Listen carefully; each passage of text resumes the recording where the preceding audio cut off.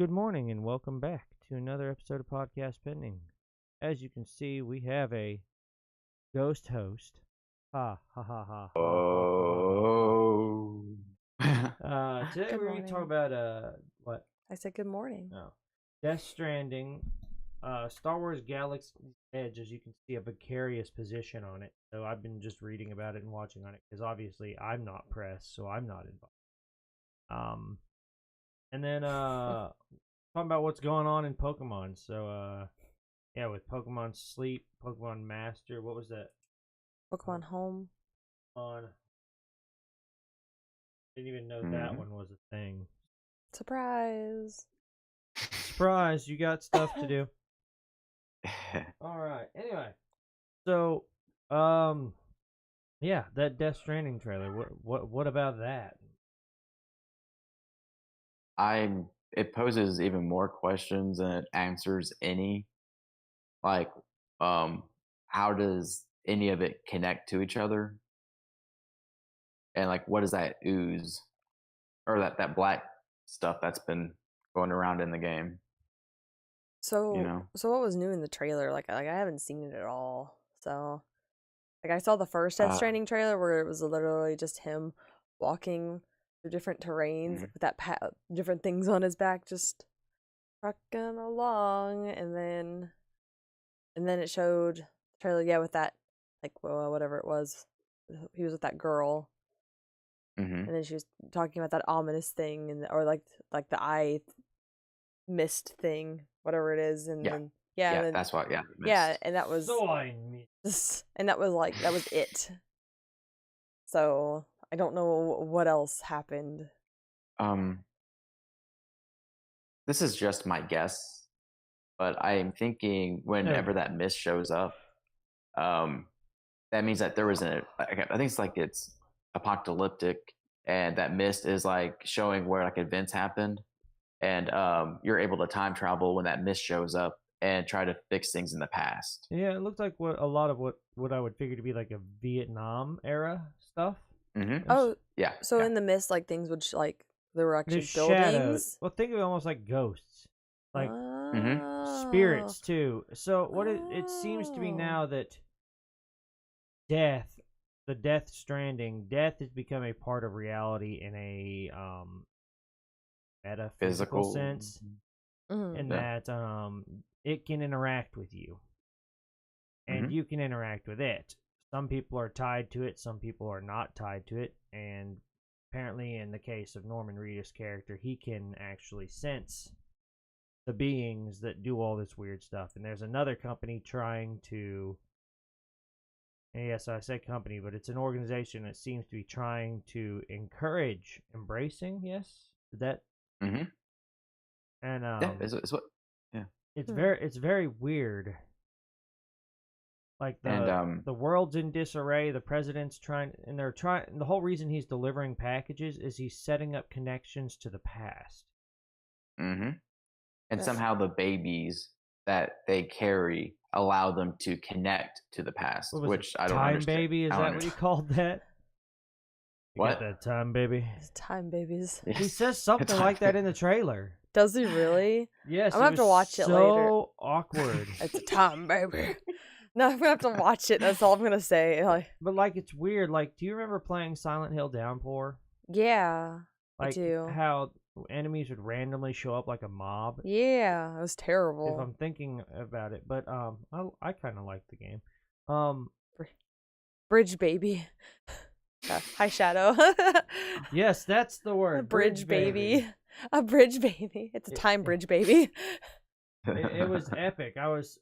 I'm super intrigued and I want to play this game. Okay, yeah, but I'm absolutely baffled by what exactly is going on. So it feels very Metal Gear, almost like he took everything that he couldn't do in Metal Gear. Hearing about this makes me want to play it now, because before it looked really boring. I'm not gonna lie. Oh, probably it's gonna be very boring. The very first now it sounds like it's actually got a story. Like the first trailer was I didn't know what was going on. It was literally just this guy walking with some stuff on his back, the different terrains. I'm like, this is literally just fetch quests. It looks like that's all it looks like. They didn't allude to any kind of story really, other than this big Mist thing. Well, even that's just like, it's a mist. Okay. Yeah. Whatever. He's scared of it. I don't know why. Like, they didn't. I don't know. I don't feel like they sold it enough with that first trailer. Like, yeah, it looked pretty. It sold confusion. Yeah, it was confusing. It made me almost forget about it, honestly. I was like, oh, that game's never. I'm never gonna play that game. Now it sounds a little bit more interesting, and I kind of want to see what these bridge babies are. Yeah, bridge babies. Bridge babies. The bridge babies. They bridge the gap between death and life. Where is he getting these bridge babies? That's the one thing. Like, cause where are these? He's just stealing bridge babies. Planned Parenthood. I don't know. Planned Parenthood. Oh. Ow. Ouch. Bad joke there. Yeah, but I don't know. It's oof. Weird. I feel like Shadow said oof. So you've got Norman Reedus, who's being, for some particular reason, conscripted. Would you grab that light you forgot to turn on? Oh yeah. I have to turn off that light. I did, but I kind of like its yellowing glow right now. Really? It's good on my soul. I've been staring at screens all day, for days. Anyway, it's very weird because like the president is conscripting him as if they're good friends or something, and then it kind of seemed like he was like the last person that who could do this instead of having like a team assembled to do this. I don't understand why he's doing it alone. Yeah, he's not special in a particular sense. It's because he can sense those beings, the ones that attack everybody. So that's what makes it special. Apparently, he is one of a few that can do what some girl he knew set out to do. And as far as the trailer alludes to, it is to lay cables throughout the world. Oh, so but we don't know what these cables are for. He works for Charter. Got it. Yeah. That's the big story behind the whole game. For Charter. For Charter. This is why it takes him so long. The whole game's an advertisement for Charter. He's just walking. Oh my god. That's why it takes Charter so long to come out and fix your stuff, because they see a dark mist. They're working on the game. Yeah, no, they see a dark mist, so they gotta come back later. Yeah, they have to go get a bridge baby. I think that would be hilarious if like that was like the ending. Like, no, you have free cable. Bridge babies allow you to traverse time in that sense, I think, but I don't think the bridge babies have anything to do with fighting those things. Because that's him. That's his innate sense. Yeah. I guess it seemed to be from the video. That's all I'm gonna think now. I'm gonna play. I'm just like I'm a cable guy. At the end, it's gonna say. Sponsored in part by Charter. By Charter. Charter is the organization trying to save the world behind the United States government. They're the men in black. Technically, it could be AT&T. It's either gonna be Charter or AT&T, because AT&T is laying down all that fiber. Or that's right. Oh, Google is too. And Google Fiber too. Okay, so it's gonna be one of the three. It's a conglomerate of all of them. Cable will save the world. You're right, Luna. Or Shadow. Awesome. I called you Luna. Shadow. Same thing. I'm tired.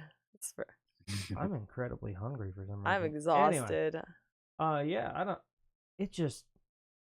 I know nothing new about the game, other than a few scant details, but nothing that seems absolutely important to the story, and I'm even more intrigued about playing it. Shadow says Netflix and all the streaming services are going to cause the apocalypse. If Netflix itself doesn't implode after Disney Plus, everybody's streaming is gonna just explode. That's what causes all this. That's why you have to call your cable guy. Hey, we're literally calling death from the other side. It's like, I had enough of you humans. You produce too much content that just wastes your brain. Get some coffee. Coffee doesn't really help me though. Like, it just, I don't know. No, because that's all you do is consume caffeine. No, I really don't. You anymore. Used to. I don't anymore. Do you drink diet sodas? Like Coke Zero. Then you're consuming caffeine. Yeah. Coke Zero sucks. I want to try Surge Zero. But it's exclusive to Burger King right now. Mm-hmm. It is a thing, but you can only buy it at participating Burger Kings that have the freestyle machines.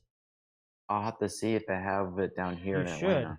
Because our nearest Surge Zero is in St. Louis, actually. Okay. Oh, yeah, if I find a place, I'll let you guys know. On an offbeat note, I thought that was kind of a dick move of Coca-Cola to say, yeah, we're going to produce Surge Zero that diabetics can drink, but we're going to make sure that it's only at Burger King's and only at Burger King's that have the freestyle machine. Like, we have one of those mixing machines here in Cape. Mm-hmm. Whoops. Anyway, we have one here, but it's not freestyle branded, so no Coke Zero.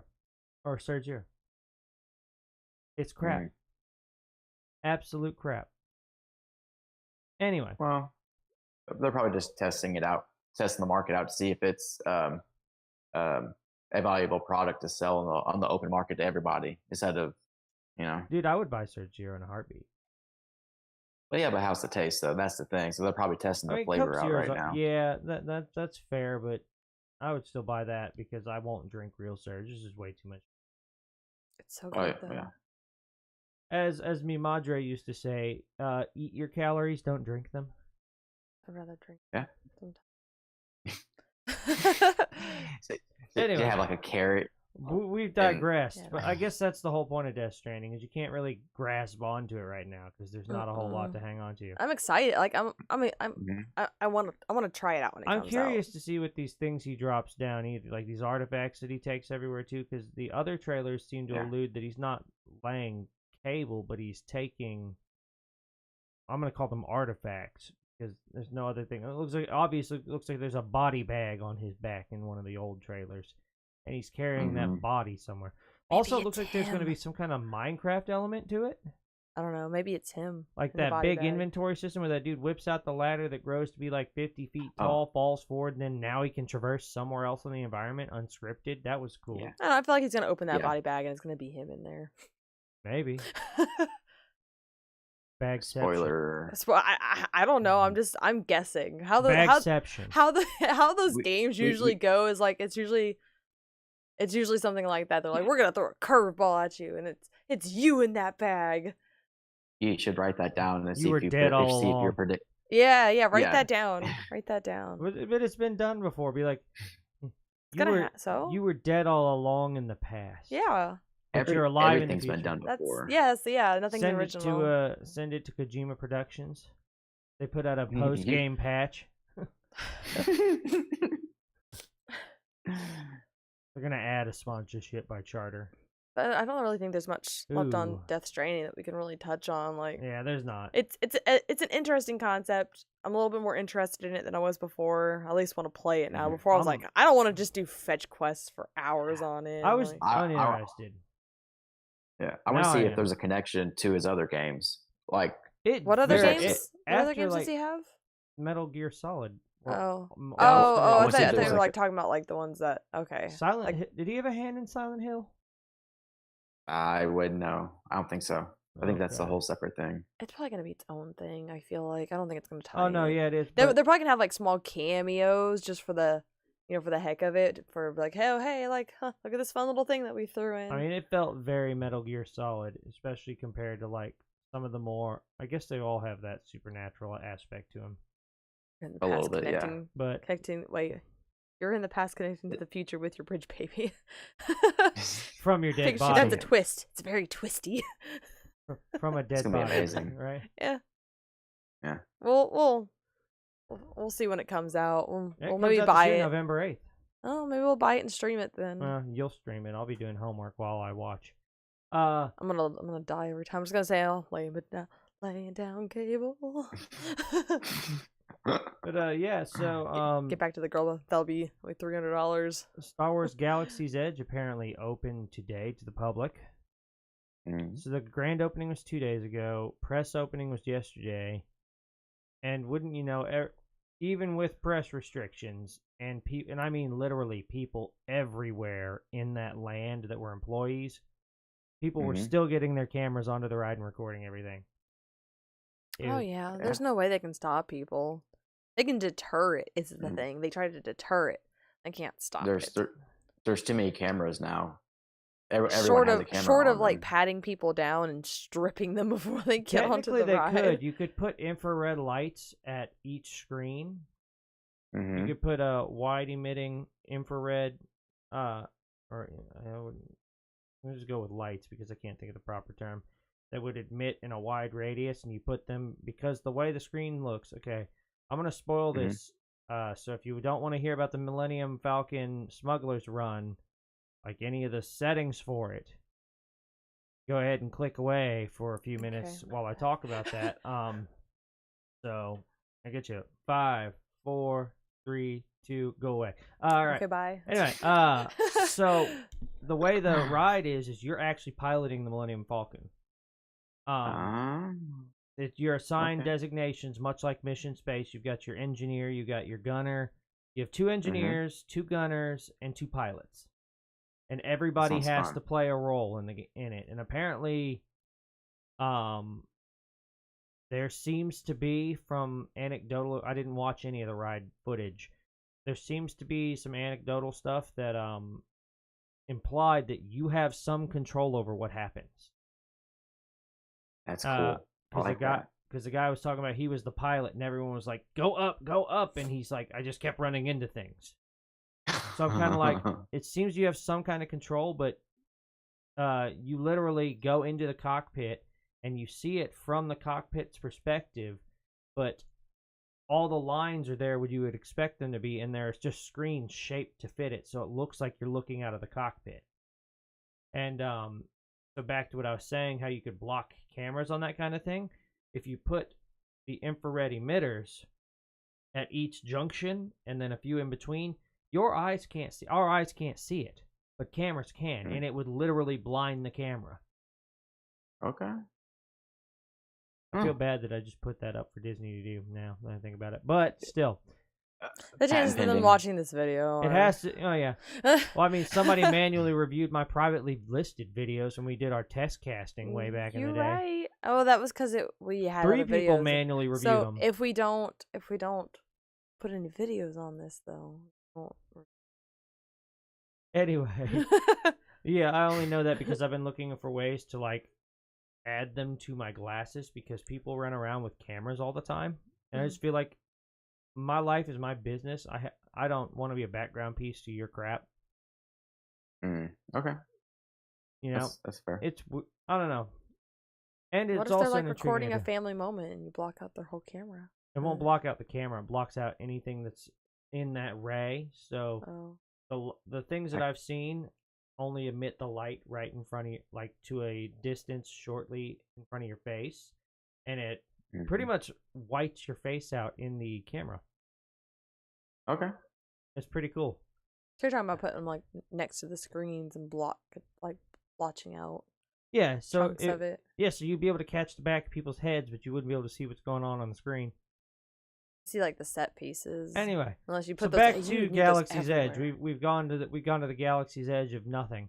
So the whole idea of the land is that it's literally far removed on the Galaxy's Edge. It's in the time of the First Order because Kylo Ren actually wanders the area consistently, as well as up to 6 stormtroopers at a time. And they go around in a squad, and he goes around and interrogates guests looking for rebels. I want to go. I want to go there with a rebel shirt now. Just, and then Chewbacca was there. They actually have somebody running around in a Chewbacca suit as part of the Resistance and other Resistance allies with him. And they kind of play cat and mouse with each other. And the Resistance people will actually sneak around the area to avoid stormtroopers and things like that. So that was pretty interesting to see. Just a super heavily themed land I can't wait to get out to. That sounds like fun. I just want to go in a rebel shirt now. You can that's and like when they start interrogating me, just just all the crap book you can buy in the other direction. It's pretty awesome, all the crap you can buy. Like cool. So they have themed food. They have blue milk and green milk. I'm gonna spoil green milk, so go away if you don't want to spoil on taste. Apparently, green milk tastes like Fruity Pebbles. Oh, like the Fruity Pebble milk? That's why Luke made that face in the movie. Fruity Pebbles. So that's why he was so intent on getting that titty. Wow. That Fruity Pebbles. Wow. Wow. I have seen a resurgence of that word. Yeah, right. Cereal milk. I wonder if that's how they make it. Like in the morning, yeah, they just pour take a whole bunch of and they puree it. I don't know. Good enough. That's Put some pretty blue dye in there. I didn't hear that was the only one I've seen described. No one else actually talked about what blue milk tasted like, so I'm gonna guess it's boring. But like they have flavored popcorns, things like that. Maybe it's Frosted Flakes cereal milk. What I thought was really cool is like it's actually set up like a real marketplace, like you would expect like to be in kind of an outposty place that's kind of for outlaws, things like that.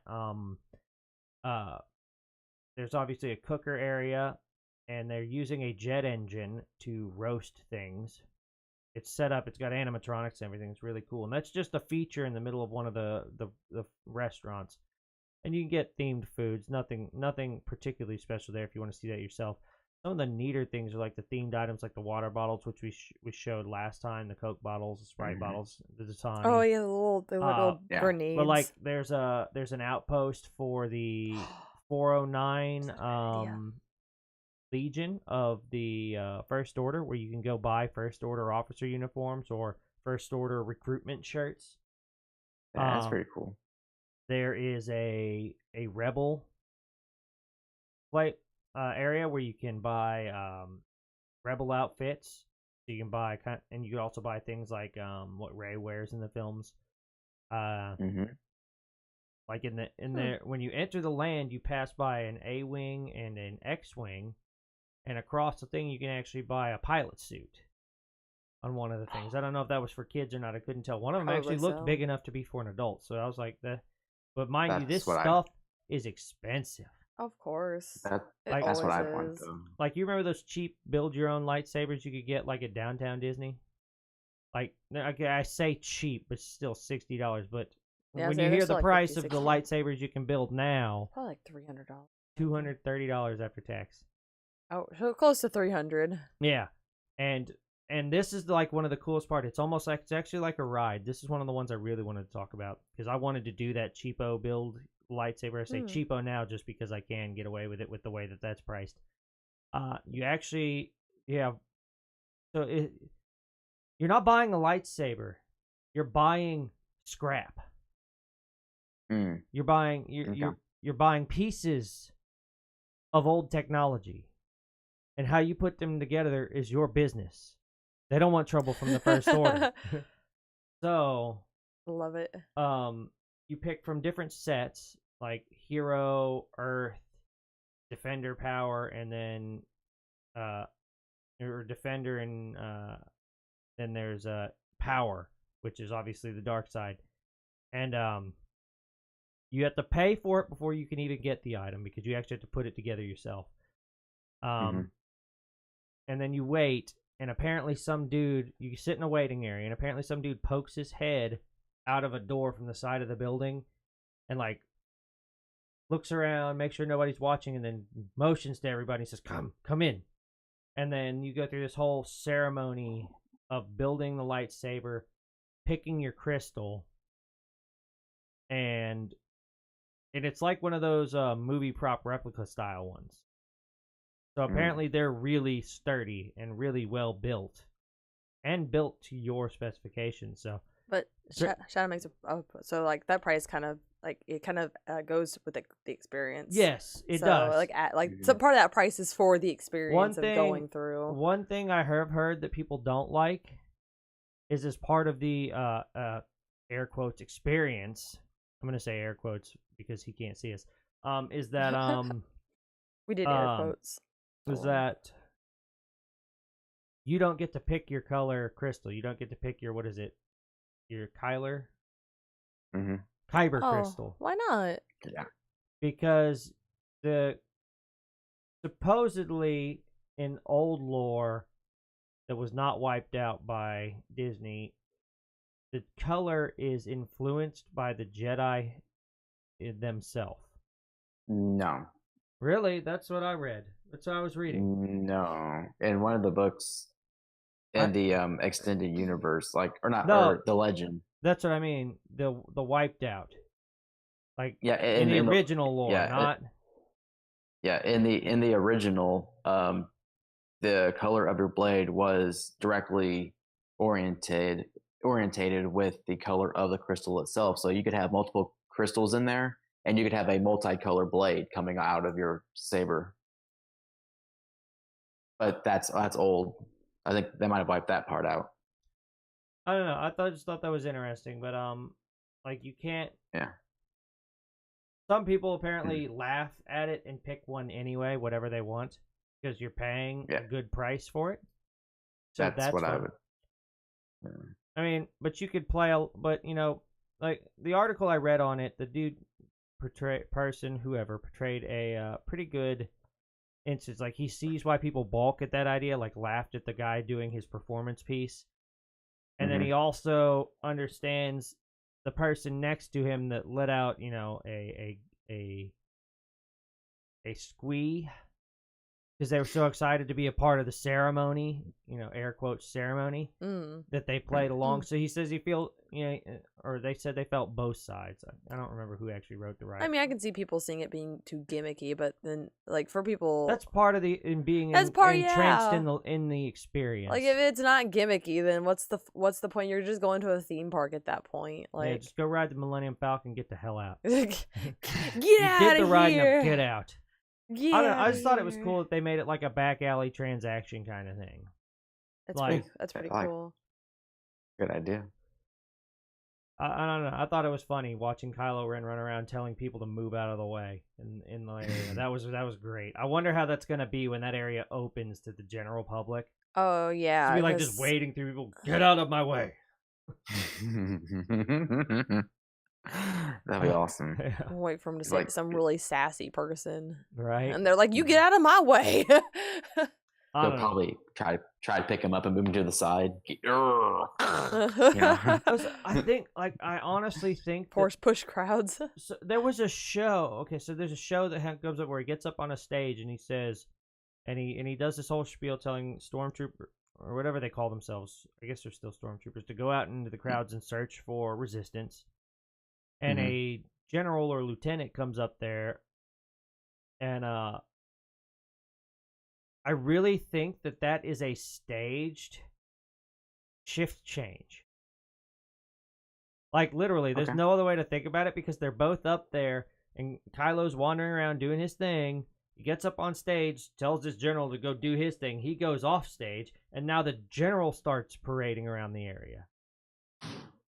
Yeah, that makes sense. I thought that was an interesting. It's like, did I just witness a theatrical shift change? Probably. That's a new game changer right there. I gotta go to break. He's like, Steve needs to go to break. We need to get everybody on stage. 5. That's like great. I can just like you got little buttons in your sleeve, so you just press the right spot and it says bathroom. You know. Heat stroke. I don't know. I just thought it was a very well themed land, and like the Millennium Falcon ride actually looks really awesome. And I don't mean the ride; I mean the setup. You actually get to wander around the Millennium Falcon. It's really weird. I can't tell if this was just an opening day thing or what, but like they give you your stuff, like they say what you're gonna be, your pilot, your engineer, and then you literally hang out in the what would you call that area, the Millennium Falcon, where the chess table was? A break room. Like a lounge. Yeah, you literally lounge there until your ride is ready. It's weird because the video I watched, the guy was just wandering through the whole area. You can go up and sit at the chess table. You can go look at everything. You can walk around the Falcon. That's honestly probably how they're going to do it, because otherwise no one's going to... If they let everybody into that room, no one's going to see anything. So they're going to have to do it in groups. So that's kind of like... So how I see that, why they did it like that, is it's kind of like the Haunted Mansion. Is they let so many people go into this one area... You wait until the next people are done, and then they just shovel you through. I just thought it was so interesting because, like, there's far more than 6 people wandering around. So there's going to be a few groups in there at a time, is my guess. But I can't tell from the way that they did it, if that's the actual function of the system. But it seems neat because then you actually get to wander around the Millennium Falcon at whim until it's your turn to go pilot it. It's kind of nice. So it gives you a chance to look around, sit there, take some pictures of the.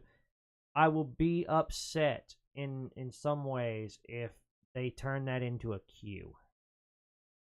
A little bit. Yeah. Like, it'd be weird to queue in the Millennium Falcon and people are just going in the bulkhead into the cockpit and then all of a sudden, all right, next.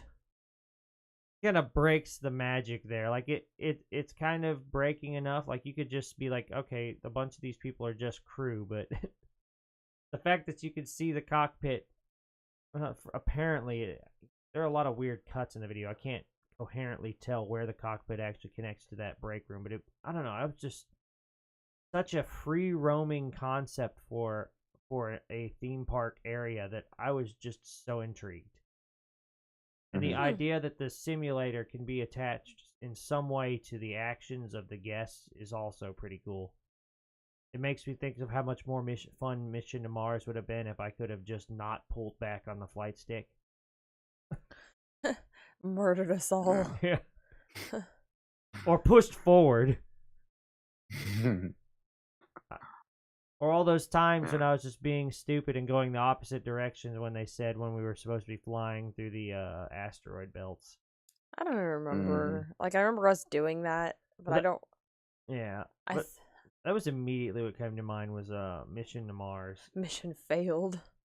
Right? I don't know. I just thought it was interesting. And the animatronics are actually really awesome. I think with the money they put into that land, some of the animatronics could have been done a little bit better. They still have that I'm stuck to a pedestal kind of movement. Okay. I gotcha. It doesn't look bad. It just, in some ways, looks unnatural. Yeah, because it doesn't look like they can hop down and come at you. But it doesn't. I wouldn't necessarily say that. It's just some of the movements they choose to make, to have the animatronics make, break the fluid illusion of everything else. Not terribly. Okay. A kid will not notice. Somebody who's just so enthralled in the experience may not notice. But as me, who's somebody who wants to see where the technology is going, like the peak of it, and that's a lot of reason I like bigger theme parks, is they're supposed to be there's the epitome of this technology. It has me excited, but it makes me wonder, like, why that was a choice to do a movement that kind of breaks the illusion a little bit. Even though most people won't see it, I can see it just because those are things I'm used to seeing. It really even more so, funnily enough, this Disney area has me excited for the Universal Nintendo Land. I am super stoked for that.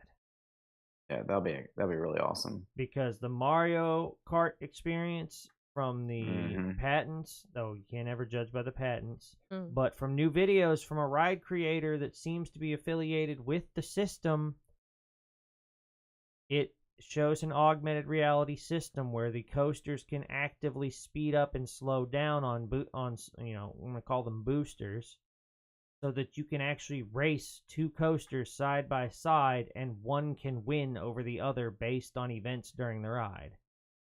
That sounds awesome. And if you have augmented reality Mario Kart, and you can throw turtle shells at yourself, and you can see other racers about you, that would be an entirely awesome experience. So I don't know if everybody on stream can hear it, but we do have a guest singer. A fifth guest singer. A fourth, you mean? No. Today's the fourth. No. 1, 2, 3. Oh, sorry. Yeah. I'm super tired. We have a Rango cat that is crashing. I heard I heard Bongo earlier too though. Oh. I heard him howling at the door. So technically Rango is the fifth or fourth. It depends on how many are there now. We'll have to check the door. Anyway, we should get a cat cam that just sits over the door. Over the door. Just cue it in. I could actually get that in there. Anyway, but yeah, I don't know. I'm very excited for Star Wars Land. I don't want to spoil the Millennium Falcon ride for myself, the actual footage. I would like to get out there and try it. I'm just concerned how well this stuff is going to hold up over time, especially given crowds. Like, you can't have Kylo Ren followed by 7 troopers wandering when that place is going to be flooded after it opens. Because right now, as I said last week, it's still 4-hour reservations. That's how they're going to have it, is because they're not flooding it. Well, no. The 4-hour reservations go away at the end of the first month. I feel like they're going to... the land opens. I feel like they're going to extend it. I've not seen any evidence to it yet, but... well, we'll see. I'm very excited to see that. But I guess the next topic we had was talking about all those new Pokemon goodies that have gotten announced. Yep. What's going on, Pokemon? It's gonna be that's a segment that we're gonna do. Where we just talk about what's going on, Pokemon. Yeah. What's going on, Pokemon? So, I didn't get a chance to watch it. I've been incredibly busy, but I have seen snippets here and there of the Pokemon Company Twitch stream. I think that's a lot of the reason a lot of people didn't see it. Twitch is big, but like, I went to YouTube looking for it. And all you get are a bunch of no-name YouTubers. And I don't mean that in a bad way. I mean, like, literally everybody and their mother made a video with an overlay of them in the bottom left corner or right corner, where have you, making commentary on a video. And I was just looking for a clean cut. Fair enough. You have to go to Twitch to watch it. Oh. Because they streamed the whole thing live on Twitch, and annoyingly in 3 languages.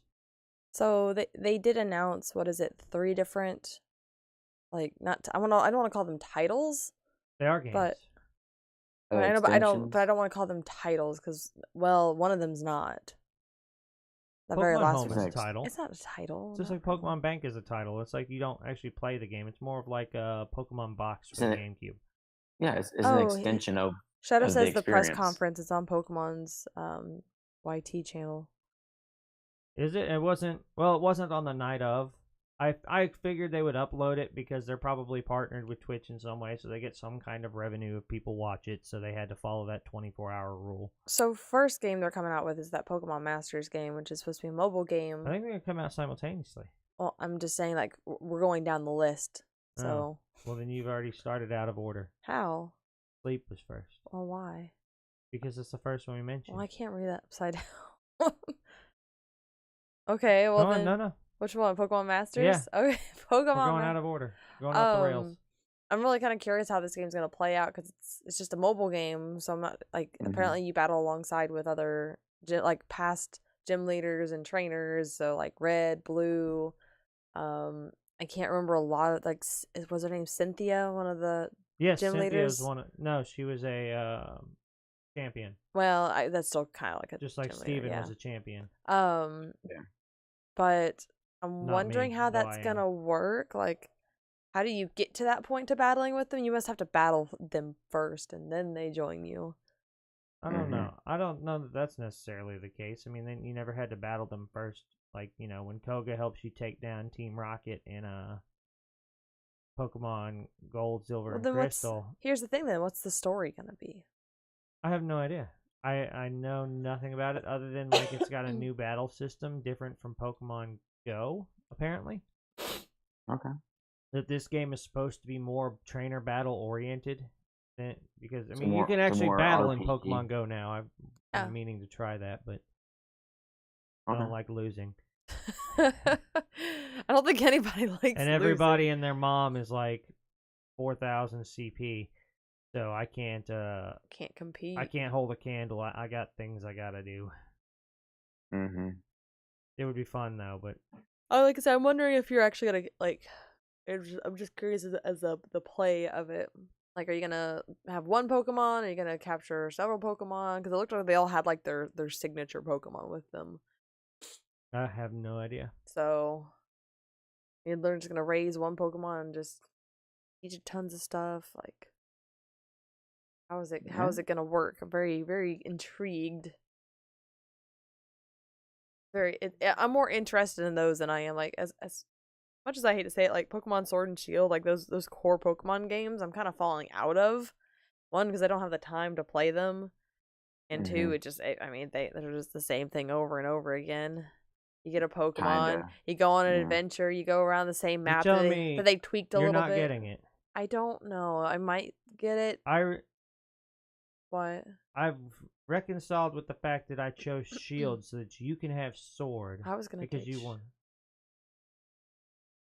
Now you're changing your mind anyway.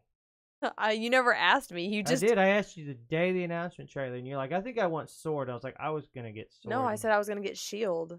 You must have misheard me because I said I was gonna get Shield. Maybe, but now I don't know. I don't know how that's gonna. So you can get your Sword now, and I'll take Shield. I'm gonna cut some people down with Pokemon. Anyway, I don't know. Oh, apparently Shadow Heart a rumor it could be like Fire Emblem Heroes. Yeah. So like, okay.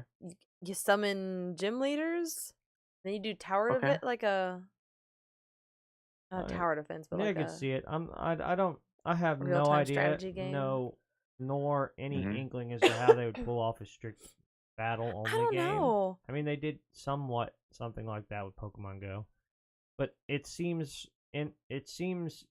weird that they would even try to make something in the same vein of a mobile when they have Pokemon Go and it is successful. Yeah, I'm not sure. Well, I guess we'll just have to find out when it comes.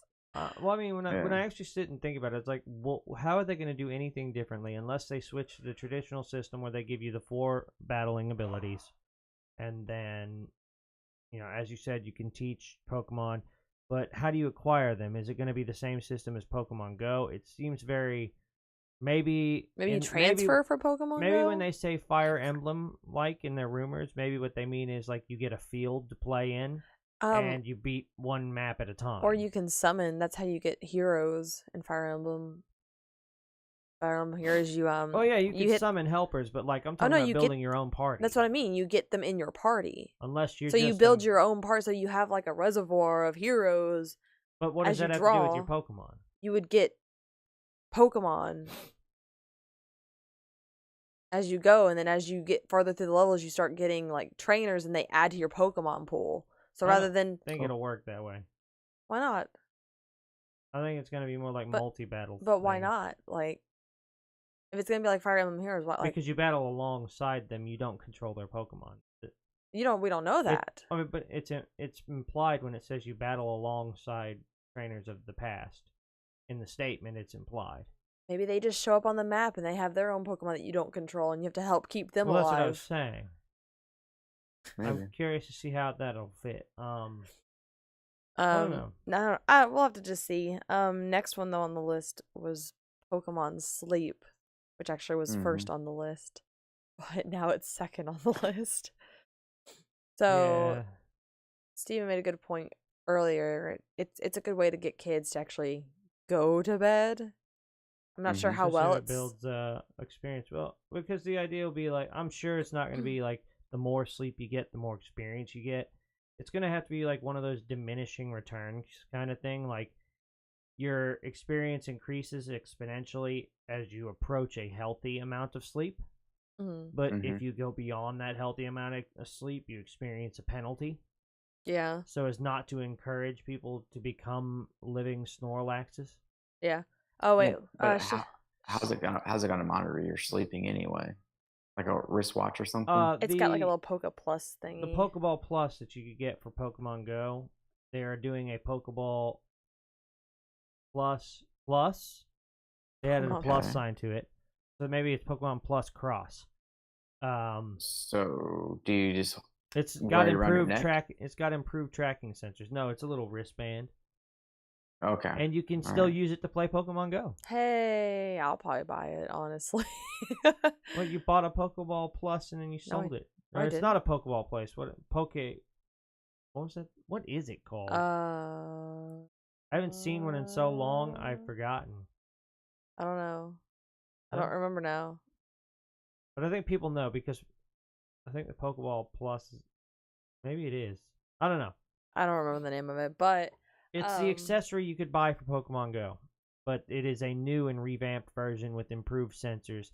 I wonder if it'll actually have an IR simplified IR camera system Possibly. that just feeds low energy Bluetooth to your phone to give you biorhythms. Probably. I don't know. It's kind of neat to see though. It's an interesting take. Well, I saw an interesting comment that's what happened to Nintendo's Pokemon Go Plus watch thingy. Okay, Thank you, Shadow. It's it seems to be that's where Nintendo is somebody said it seems to be that's where Nintendo's quality of life services went to die. Because Nintendo recently announced they are cutting out their Blue Ocean quality of life strategy. So all the stuff that Miyamoto had or Iwata had set forth, like the IR sensor for fingers, sleep machine they were developing. It seems to be somebody suggested that maybe that went into this, and they're finding ways to use it with that throughout the company as opposed to standalone products. That's a good one. I like that idea. I mean, incorporating a healthy lifestyle into games, I think, could be good. Yeah. But I'm not seeing all those buff trainers that all the memes about Pokemon Go started as. I remember those memes. Like all these. It's like some guy was really puffed. I was like, "Oh, do you work out?" I was like, "No, but I play Pokemon Go." Yeah, those are pretty funny. Only it worked that way. I'm sure for some people it did. Like it was the start of it was the catalyst for their journey to weight loss. But yeah, like incorporating games into a healthy lifestyle, like it's a good thing. It's kind of sad that we've gotten to that point where we have to like, incorporate it into games to get people to have a healthy lifestyle. But I mean, it's exactly within what psychology shows is effective. It's positive reinforcement. It's become so much like a part of everyone's lives. Like, I mean, and it's like the ultimate it's a positive reinforcement. You play a game that makes you happy. It produces results in your life that make you happy. So you're gonna keep doing it. That would be fun. Poke Chef teaches you to cook. Yeah, I would play that. Only if it was an augmented reality game, and I got to cook next eat to Magikarp. No, you break your teeth. If you know the lore, you don't eat Magikarp. You can't eat their You can't get through their scales. Well, the Tauros then. Yes, they do eat Tauros actually. All right, well there you go. It'll teach you how to cook and eat Tauros. I was wondering if they were going to address that in the Pokemon movie. Don't forget, you got to make jelly donuts. No, I was just wondering if they were going to. I was or wondering. Popcorn balls. In Detective Pikachu, if they were going. Oh. What? Yes. Anyway, let me finish that thought. I was wondering if Detective Pikachu they were gonna reconcile the fact that it is Pokemon. Alluded to in the lore that Pokemon are eaten. They just kind of. They didn't say anything about it. Oh, that'll be the next. This might be the next movie. So Nintendo Brock's jelly donuts, so good. Nintendo has officially made a push to get people to move to the Switch from the 3DS now. Pokemon Detective Pikachu, and this was announced this week, is receiving a sequel. But it's on the Switch. Did you ever actually? So you gotta switch systems to see the end. So speaking of which, did you ever play your Detective Pikachu game? Some of it, yes. Is it any good? Yeah. It's like Professor Layton. It's pretty good. Oh. It's all Or is it like Ace Attorney, like Phoenix Wright? I'm not going around shouting objection at people. That's what you're getting at. Objection. No, that's only in the courtroom. Before that, you go around, you click on things like you do in Professor Layton, and you look for clues. Just check everything on the screen. Let's not do that. Why? It comes through these. Oh. Sorry. Shadow said that was a nice pun. Yeah, right? That was an okay pun. I was on fire last night making pun jokes on a stream. For you? Oh yeah, it was bad. I imagine so. But other than that, though, like I don't know, the Pokemon Sleep seems interesting. I'm kind of excited to try it. I won't. I will. My sleep patterns are crazy, so maybe you'll get a lot of experience. They're gonna wonder what I'm doing and what's wrong with me, and if they're collecting data for research, I'm gonna screw it all up. I'm gonna be their outlier. Yeah, so you absolutely have to. No, because you remove outliers from data sets. No, you're the wild card. Yeah, and you remove the wild card because they're the exception, not the rule. No. There's lots of people like you. Yeah, that's right. So you gotta incorporate that in. Anyway, so the last one before we run out of time is it's not a game. It's what was it called again? It is Pokemon the next evolution of Pokemon Box. Pokemon Home. Speaking of which, if anyone's watching and they have a copy of Pokemon Box, please reach out to our email, podcastpending2018@gmail.com. Spelt in all standard vowels and consonants. No numbers? No, because that email was not functioning. Oh. No, I set the email up before we agreed on the name. Oh, well, we can make a new email, but anyway. Because I want that game really badly. Which game? Pokemon Box on the GameCube. Oh. I knew I should have bought it from the Pokemon Center when it was only $20. Probably so. So yeah, Pokemon Home, it's another Pokemon box for your games. But you can play it from your Switch and from your smartphone, apparently. So you can... It's a management tool for storing Pokemon. It's not a game, really. I didn't say it was a game. Oh, okay. No? No. I just said you could play it, which, I mean, it's not... I mean, you can technically play with it. I just made myself a little sad. Why? I just realized I did not buy Pokemon Ranch from the Wii shop before it went down. Pokemon Ranch is like Pokemon Box, is like Pokemon Bank. It's a storage system, but if you put 1,000 Pokemon in it, you get a Mew. Really? So, no, Shadow says he thinks that Pokemon Home is a game changer. He says if he interprets it right. So, like, what do you mean by that? How are you interpreting it? You can move all your Pokemon all the way from GBA. Oh yeah, I understand what you think. Shadow thing. He was talking in the chat. Oh, I know. I want to know what he thinks it's gonna do. But it'll definitely be much easier. That's a beautiful couch. Nice painting. That's a cool painting. You moved your... Turn around, look. That painting right behind you. It's pretty. Beautiful. Yeah. You should borrow it. So I saw it as everything can be sent to any of the new games. That means Pokemon Go can go to Sword and Shield. Okay, I was wondering when they were going to get around to that because there's actually code for Pokemon Go in Sun and Moon. Because it was supposed to have a function. Okay, so this is literally a stopgap that says we're going to translate your Pokemon code over to one that can be used. No, what I mean is it's probably going to be like the transfer programs from the GBA and up, is that once it gets into home and goes to the Switch, it may not be able to go back. Okay, gotcha. Because I know when you import Pokemon into Let's Go from Pokemon Go, it randomizes their stats. Oh, does it? Yeah, it's kind of annoying. That's lame.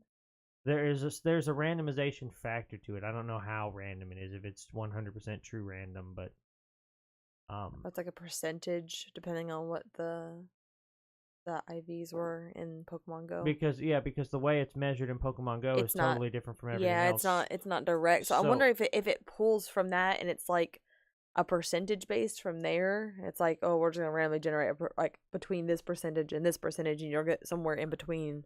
I just hope that if you get a perfect IV Pokemon, that they respect that in the transition process. That would be nice. Because that would piss me off if I spent all this time farming raids to be told, oh, your perfect IV Lugia. Oh, he's now a normie. So, what was he saying? All the stats type Pokemon might become a common format. Some of the competitive players might like things like EVs and IVs disappearing for the simpler format of something like CP. Oh, yeah, I mean, Pokemon Go still has its hidden values. It's just not the same. Yeah, they're more hidden. You appraise there are people them. that built calculators to appraise them. Yeah. The appraisal system works well, but, I mean, you can't know until you have someone run a calculator. Like, I got the perfect IV Espeon, which I'm afraid to transfer into Go. Do it. No. Bite the bullet. Be our test. I will not. Do it. I mean, I'll have no problem sending like a 98% Tauros. Because I'll never use it. That's fine. Tauros. Speaking of Pokemon Go, I think it's like Snorlax week or something. I thought you say, speaking of Pokemon Go, we have to go. Like, while I like the name pun, the effect is terrible. No. Because it's like, speaking of this video game, we need to leave. What? Other than the namesake, where's our correlation? That's it. Got a Pokemon Go. Ha ha ha. But no, I think it's Snorlax weekend, Pokemon Go, because on our way back home last night, like 2 Snorlaxes at a McDonald's in the middle of the night. No, this month they're rehashing a bunch of old things. So Snorlaxes, I think, is one of them. It's not, but they don't run them for a week. Well, all I know is there's a whole bunch of Snorlax at a McDonald's. Okay. I'll have to see if there's anything different down here that I can catch, and then I'll trade them with you guys if you want. Yeah, you might look into it because it does vary by region, not a whole lot, but yeah, there could be something different down here. I'm not sure what it would be though, because the terrain here is similar to where we're from, you know. Yeah. Ooh, man. Who knows? So, yeah. Oh well, just certain regions in general just sometimes have different Pokemon, and since you're in a bigger area, you're gonna find a lot more. Yeah, I'm hoping that when I do play, that more pop up than normal. You know. Oh yeah, they should. They should. Yeah. They absolutely should. But even while I was gone, there was like tons of Pokemon. And here there's I just checked it. There's like a Rattata outside. Oh yeah, get that Rattata. You know. My only hope is that it would be a Ditto, but is it probably a Lowen Rattata? Huh? Is it a Lowen? No, it's just a normal Rattata. It's just dig rat trash. We're Pallet Town, man. Yeah, we're Pallet Town. Dig rat trash. There's nothing here but Pidgeys and Rattatas. That's awesome. There was a Charizard in the area last week. On occasion, I would get bigger stuff. Yeah, but there was a Charizard running around the neighborhood last week. Where we live, it's mainly like it's nothing special. It's crap. It's nothing special. Crap. But I don't. It's homey. It's homey. Homey. Yeah. Makes it feel like that's funny. But we have hit the time stamp. I think we have. Plus, we hit our last topic anyway, so. And they're fizzling. Yeah, there's not much else to say. Yeah, and you gotta go. You got things to do. So, thanks again for joining us. We appreciate it every time you're here. Don't forget to subscribe. Yeah, follow us on YouTube. Help us grow and reach more people. Tell your not friends. Yeah. Go up to random people on the street. I'm actually getting it to where I am uploading the episodes of the actual podcast the next day. As far as the games we play on Mondays, that's hit or miss. Wow. You know? Okay. Yeah. I was waiting for that. I'm still working on that one. I will start uploading those in chunks because as far as like the rando games, I don't care to cut those episodes up, so they're just gonna be 3-hour chunks on YouTube. That's fine. I'm still in debate, so if you have an opinion, do send it to us about cutting up the episodes for 4 Sword. If I should just keep doing each level. Or should I cut it down to 10-minute segments? I'm thinking levels right now is where it's going to be because it'll just be easier. It'll be clean. Yes, some will be shorter, some will be longer. But beyond that, we are starting Crystal Chronicles soon. So if you're a fan and don't want to wait for the remake, or if you just want to see it played how it was intended, you know, with 4 air quotes Game Boys. Yeah, keep an eye out. Follow us so that you can come see it, and we do it every Monday. 8:30 to maybe not 11:30 now. We'll see how school works. That we may actually have to cut that down just for everybody's sanity. We got probably 2-hour runs, but again, we appreciate you joining us. Yep. Anyone else have any closing statements? No, other than that, we do stream on occasion though. Just randos. Randos are becoming a thing for me to just decompress. So, with guest hosts Rango and Bongo. That's right. The cats. They're like. like to slap microphones. Well, thanks everybody for joining us. Hope you have a wonderful Saturday, and we'll see you later. Have a good weekend. Bye.